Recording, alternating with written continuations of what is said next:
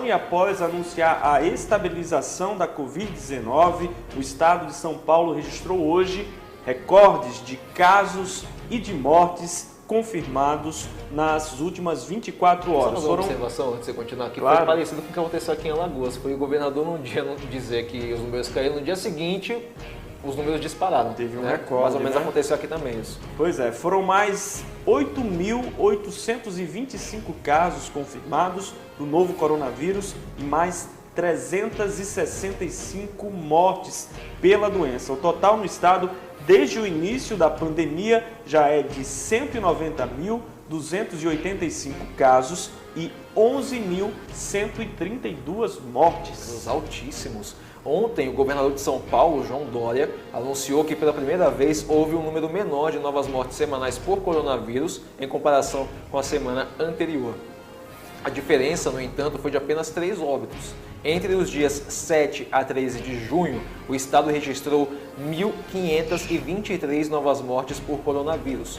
Nos 7 dias anteriores, 31 de maio a 6 de junho, o valor havia sido de 1.526. Então foi uma redução bem discreta. E essa imagem que você vê é lá do cemitério da Vila Formosa, que fica em São Paulo, foto que foi registrada já durante a pandemia. Pois bem, sobre esse assunto, lá do estado de São Paulo, a gente conversa a partir de agora com a jornalista Michele Castro, que mora lá em São Paulo e fala um pouco sobre essa situação. Muito boa noite, Michele, muito obrigado por ter aceito o convite de participar com a gente aqui no Acta. Obrigada pelo convite, Lucas. É um prazer poder falar com vocês. Apesar de não estar na cobertura dos fatos aqui, da pandemia aqui em São Paulo, eu tenho trabalhado de casa e tenho conseguido acompanhar esses números através do noticiário, mas dentro da nossa realidade, eu moro num condomínio que é bem grande, a gente pode ver os reflexos dessa flexibilização que começou principalmente na semana passada com a abertura das lojas do comércio e também dos shoppings. Pois bem, e a população já começa a sentir os efeitos disso, não é, Michele? Sim. A gente vinha ouvindo desde o início do isolamento social que para ter alguma flexibilização a gente precisava ter alguns critérios de achatamento da curva, principalmente. E fomos surpreendidos nos últimos dias com a notícia de que o comércio voltaria a funcionar, mesmo sem ter esse retorno de diminuição dos números. Os governantes alegam que o aumento de leitos nas UTIs e nos hospitais era o fator determinante para que isso pudesse acontecer.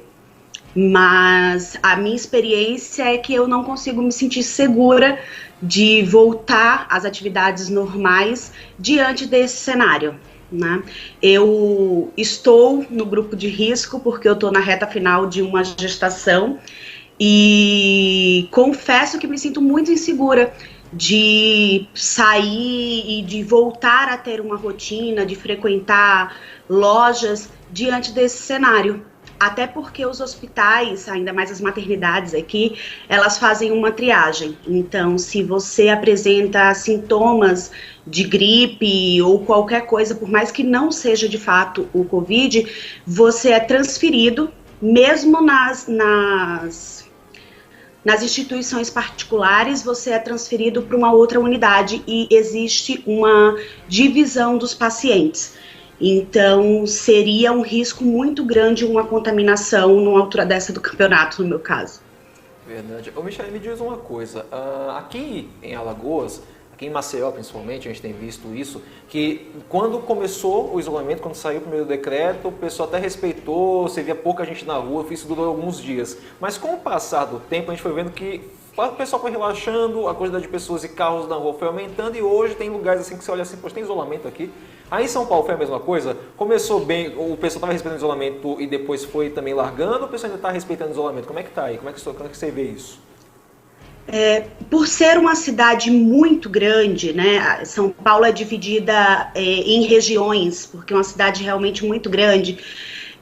A gente tem cenários específicos em cada região, mas sim, eu estava no Maranhão, estava retornando de uma viagem do Maranhão quando o isolamento social foi decretado aqui em março, e a gente podia ver claramente nos primeiros dias que quase não tinha carro nas ruas, que os supermercados não tinham filas gigantescas como tem hoje para poder entrar, que aqui, por exemplo, no condomínio que eu moro, o estacionamento era lotado de carros, então isso era um indício de que as pessoas estavam em casa, né? E todo mundo, eu acho que não só eu, mas eu acho que todo mundo pensava que isso seria finalizado em um curto espaço de tempo, que a gente ficaria 2, 3 semanas nesse isolamento e que logo em seguida voltaríamos a ter nossa rotina.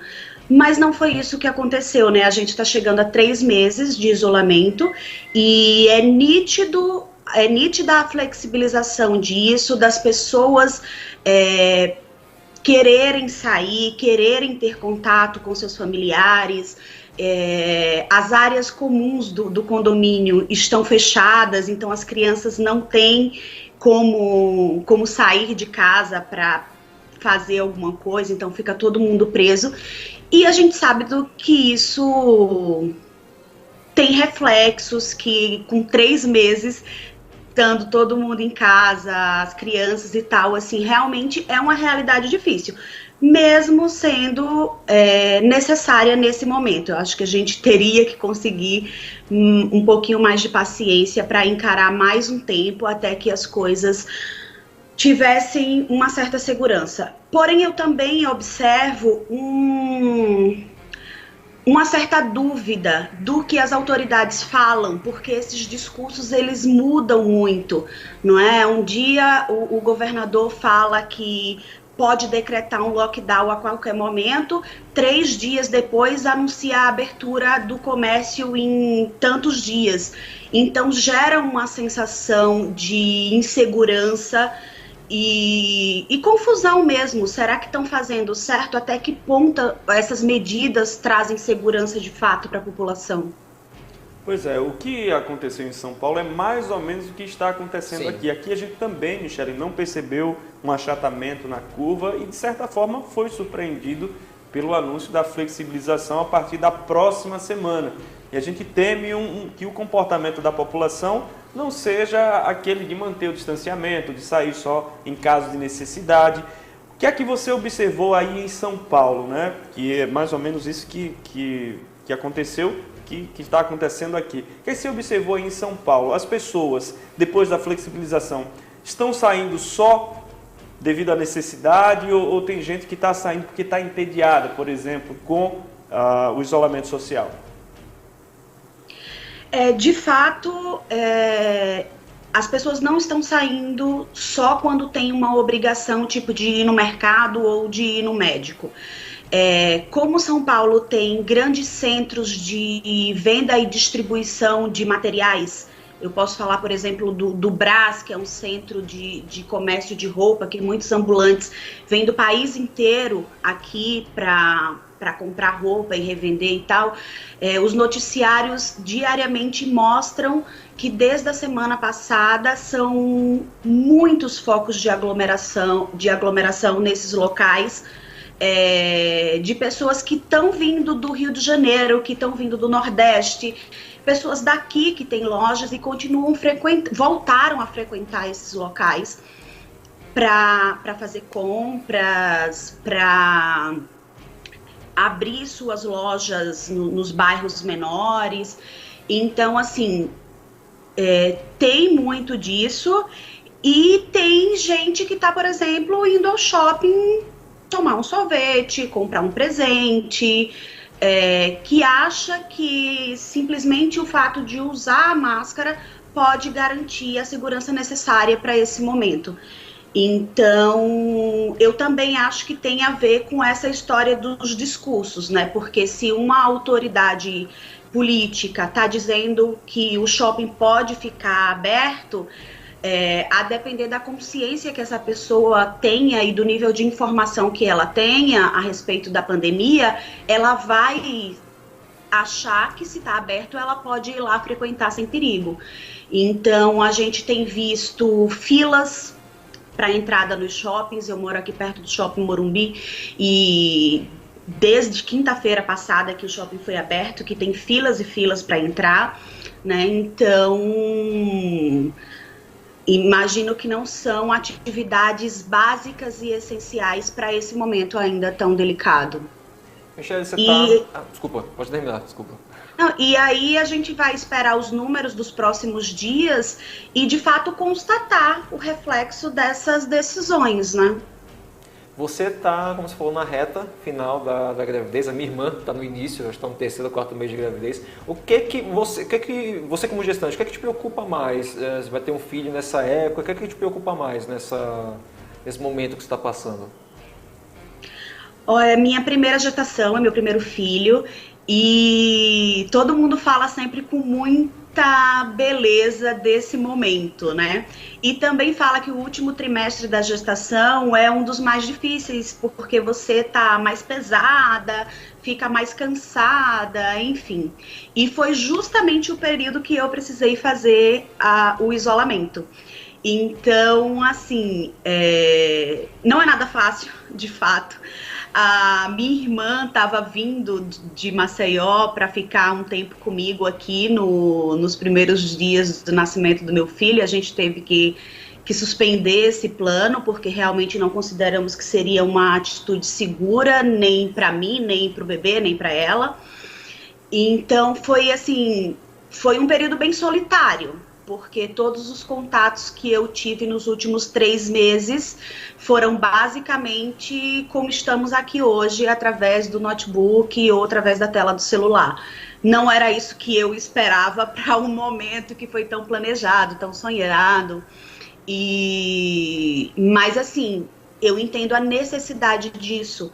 Até porque na semana passada eu conversei bastante com a minha médica sobre isso, e ela ressaltou muito enfaticamente sobre a necessidade dos cuidados nos primeiros 40 dias após o nascimento do bebê.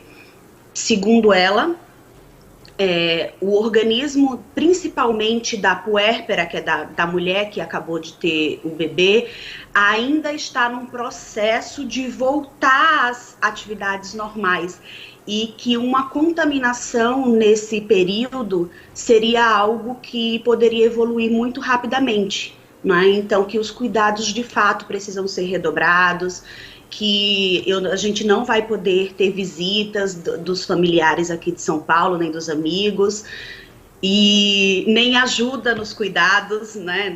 Todo mundo fala que nos primeiros dias é tão importante a presença dos familiares, de pessoas que possam ajudar nesse início, mas infelizmente é uma nova realidade que a gente está precisando fazer adaptações, porque o objetivo é conseguir sair disso com saúde, né, e poder aproveitar posteriormente sem sequelas. Vamos tentar seguir as orientações, sim. Tá bom, Michele, muito obrigado pela sua participação aqui no Acta. Saúde para você, para o seu bebê, para a sua família toda, viu? Deus protege, muito obrigada, nada meninos. de mal vai acontecer. Tá bem, obrigado, Michele. Muito obrigada, bom trabalho para vocês. Se cuidem. Valeu, tchau. Boa noite.